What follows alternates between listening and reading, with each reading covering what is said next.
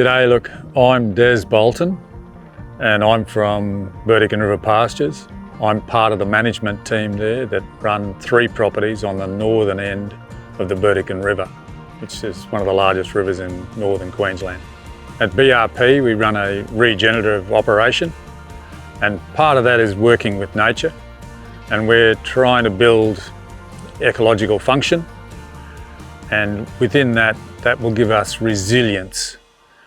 It also contributes to the planet in our view, that we contribute to those big picture issues like climate change, sustainability, clean food, and the health of humans at the end of the day in terms of our food production. Working in the regenerative industry means it gives us an opportunity for real expertise and really smarts, and it's a learning experience for us, and we can truly see the health of our land increasing in this regenerative process, and that really gives us a kick. It's using nature and basically managing along those lines where we're following, nature's path, as opposed to us having a top-down approach. We're working in that system. Look, we've gone down the track of regenerative agriculture simply because it provides a lot of intangible benefits, and some of those are as wide as it impacts our family management and those around us. It also impacts the greater nation, that we actually provide a clean food product. And in conjunction with that, the health of the planet is increasing. So the health of our country is increasing, and it's giving us resilience and opportunities to go further forward. Of the regenerative practices that we undertake, there's 2 big ones. And one is our time-controlled grazing. So that's where we're actually herding large numbers of animals into a nomadic system where they're moving through country in small areas and at high density, and that land is then being rested the other side. So we get an opportunity to manage rest as well as the actual grazing component, and that has a big impact in terms of soil management and recovery of landform, and giving that land a more protective cover, so with our vegetation management. So we're really observing and making good decisions on our time-controlled management. The other big area that we're working in is really focusing on the water cycle.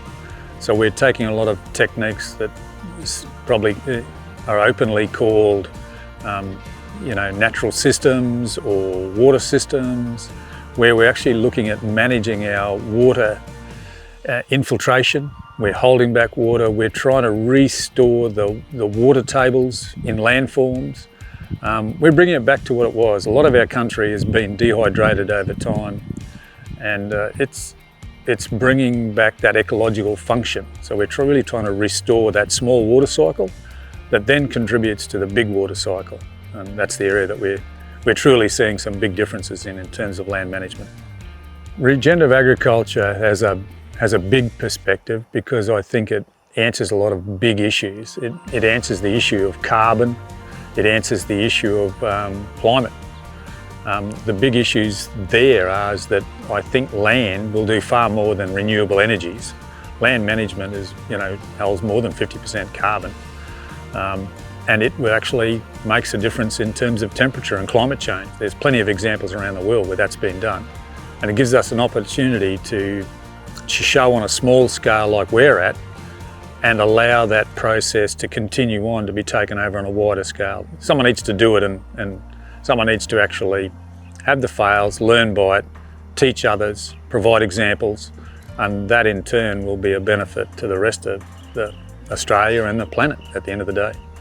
Being part of Love to be Bright Green is going to give us great opportunities. At the moment we're mixing with like-minded people, and that's fantastic. We're dealing with some of the smartest minds in the country, and looking at land management activities and strategies and the knowledge transfer backwards and forwards. that experience and expertise you just can't get out of a book anywhere. It's up to date, and being Love to Be Part Green is part of a dynamic, active group, actively working with all the same goals in mind about protecting the environment and the planet. So Love to Be Green gives us that opportunity. And I think down the track, Love to Be Green will give us an opportunity to build on what we've learnt now. And in our case, we've just bought another 25,000 hectares of what would be deemed degraded land. And I think that gives us a great opportunity to put a lot of this new knowledge that we're gaining and putting it into place to build a restorative environment and really pick up that ecological function over all facets of land management. Being part of Love to Be Bright Green will give us an opportunity to bring in more people, to have a larger, more than extended family, to be able to participate on a wider community base and provide benefits to those communities. And I think that is a great advantage for us.